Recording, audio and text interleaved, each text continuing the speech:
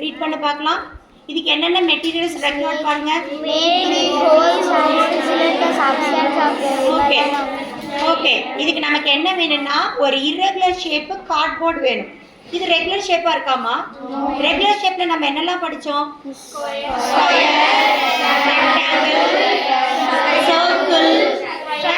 படிச்சோம் இல்லையா? இது ரெகுலர் ஷேப் இல்ல. இந்த ரெகுலர் ஷேப் இல்லாம irregular ஷேப்ல இருக்கிறதா நம்ம ஏரியா படிக்கிறதுக்கு கிராஃப் ஷீட் வச்சு நம்ம படிச்சோம்ல.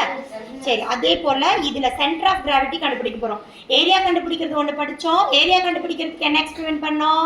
கிராஃப் ஷீட் எக்ஸ்பெரிமெண்ட் பண்ணணும். வால்யூம் கண்டுபிடிக்கிறதுக்கு என்ன எக்ஸ்பெரிமெண்ட் பண்ணோம்?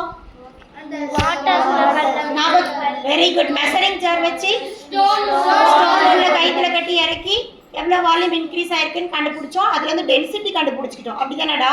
சரி, இப்போ நம்ம அதே போல ஏரியா வால்யூம் கண்டுபிடிச்சதுக்கு அப்புறம் centre of gravity irregular object கண்டுபிடிக்க போறோம். எல்லாம் irregular ஆப்ஜெக்ட் தான். அது ப்ராக்டிகல் பண்ணி நம்ம கண்டுபிடிப்போம். இதுக்கு தேவையானது இந்த கார்ட்போர்டு ஒன்று irregular ஷேப்பு, அதுக்கப்புறம் ஒரு ஸ்ட்ரிங், ஒரு நூலை கட்டி ஒரு பெண்டுலம் தொங்க விட சொல்றாங்க. எல்லாமே மிஸ் எல்லாம் ரெடி பண்ணிட்டு வந்துட்டேன். ஃபர்ஸ்ட் பாயிண்ட்லேருந்து போயிட்டே இருக்கலாம். என்ன அவன் கொடுத்துருக்கானோ அந்த 5 மார்க்கை நம்ம அப்படியே செஞ்சு பார்க்கலாம். நம்ம மைண்ட் நின்றோம். ஃபர்ஸ்ட் பாயிண்ட் பாரு, மேக் 3 ஹோல்ஸ் இந்த லாமினா. இந்த கார்ட்போர்டில் இந்த எண்டு போர்ஷன் இருக்கு பற்றியாமல் அந்த லாமினா போர்ஷனில் ஒரு 3 ஹோல் வந்து போட சொல்கிறாங்க. மிஸ்ஸே பஞ்சிங் மிஷின் வச்சு போட்டுட்டேன். சரி, அவனுக்கு ஈஸியாக இருக்கும் பார்க்கறதுக்கான பஞ்சிங் மிஷின் வச்சு நான் போட்டுட்டேன். 3 ஹோல் போட்டிருக்கேன். தெரியுதா 3 ஹோல்? சரி, அடுத்த பாயிண்ட் என்ன கொடுத்துருக்காங்கன்னா, suspend the lamina from the optical pin through one of the holes as shown in the figure. நம்மளுடைய ஃபிகர்ல காமிச்சிருக்க மாதிரி இப்போ 3 ஹோல்ல ஏதாவது ஒரு ஹோல் எடுத்துட்டு இதை சஸ்பெண்ட் பண்ணி இப்படி தொங்க விட சொல்றாங்க. சரியா? சஸ்பெண்ட் பண்ணி மிஸ் தொங்க விடுறேன் பாரு.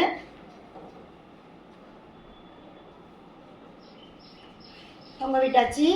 இப்போ எல்லாரும் பாருங்க என்ன பொசிஷன்ல இருக்குன்னு பாருங்க. எனக்கு ஒரு பென்சில் கொடுப்பா. அம்மா இந்த பக்கம் ஒரு சைடு ஒரு ஹோல் காமிக்கிறேன், இந்த பக்கம் ஒரு ஹோல் போட்டு இந்த பக்கம் தனித்தனியாக காமிக்கிறது தெரியும். இப்போ நம்ம இந்த ஹோலில் தொங்க விட்டோன்னே இந்த ஹோலில் இருந்து இந்த த்ரெட் இந்த பெண்டுலம் தொங்குது இல்லைம்மா, இது தொங்குற இடம் ஒரு இடத்துல வந்து நிற்கும்போது ஒரு கோடு போட்ட மாதிரி இருக்குல்ல, இந்த இடத்துல இந்த லாமினா இந்த இடத்துல இருக்கும். இங்கே பாயிண்ட் குறிச்சிட்டு இங்கேருந்து லைன் மார்க் பண்ணிக்கணும். First point. ஓகேவா? புரிஞ்சிருச்சா? இது வந்து ஃபர்ஸ்ட் பாயிண்ட்டு. இது நேராக ஒரு கோடு வரும். இப்போ என்ன பண்ணுறோம்? 3 ஹோலில் ஒரு ஹோல் கம்ப்ளீட். இந்த ஹோல் கம்ப்ளீட் டிக் பண்ணிட்டேன் மிஸ். அடுத்த ஹோலுக்கு போகிறோம். அடுத்த கோலுக்கு போகும்போது நம்ம என்ன பண்றோம்னா,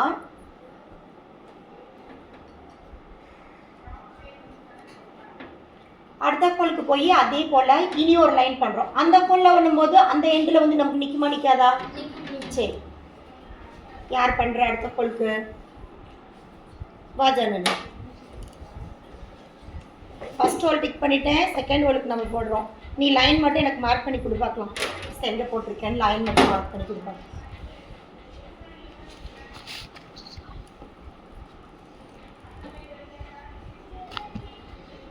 லைன் மார்க் பண்ணிட்டு டிக் பண்ணிடு.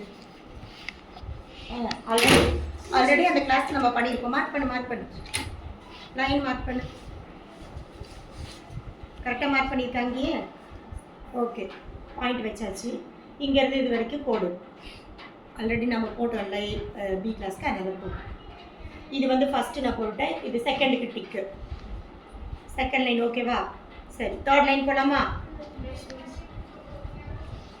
தேர்ட் லைனுக்கு யார் வர? ஆல்ரெடி நம்ம போட்டிருக்கோம். பாய்ஸ்ல ஒருத்தவங்க பார்க்கலாம். அடுத்த கோல் விடலாம். வா தம்பி, ஒரு எரேசர் கொடு.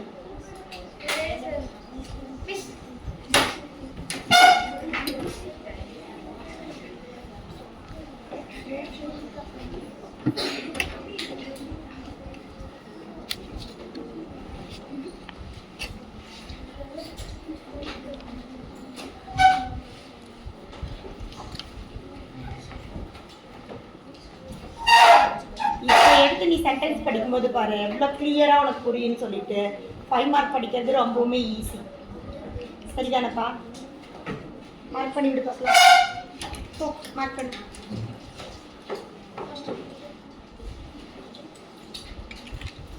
தலப்பா கொஞ்சம் போடுறதுலேருந்து அப்படியே போட்டு வரணும் கீழே வரைக்கும், இந்த பெண்டுலம் தொங்குற வரைக்கும்.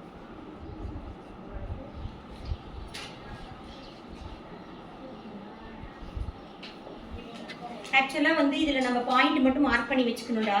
பாயிண்ட் மார்க் பண்ணி வச்சுட்டு நம்ம என்ன பண்ணணும்னா கீழே வந்து ஸ்கேல் வச்சு தான் நம்ம போடணும். நமக்கு அப்படியே இருக்கனால அப்படியே நம்ம போடுறோம். அது வந்து கொனையாக போடுவது ஒன்றும் பிரச்சனை கிடையாது. ஓகேவா? சரி,